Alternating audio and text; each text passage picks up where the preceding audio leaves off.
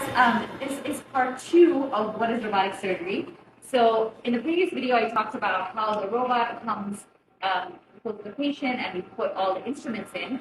As a surgeon, this is where I sit down, and this is called a console. Come a little closer. And here you can see we find it's kind of like a video game console sort of thing.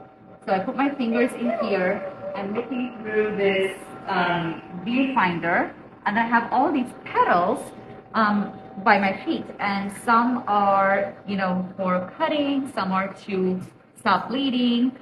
So while the robot's arms are there, as I move my hands, the robot's arms move. So that's how robotic surgery is done. The surgeon is controlling everything from here, 3D visualization, really great, pictures, and then the robot is moving, mimicking the movements that I'm doing. So essentially, I am still operating, but the robot is just assisting. So hopefully that's a little clearer. If you have any questions, please post below, and I'll answer them. Until next time, bye.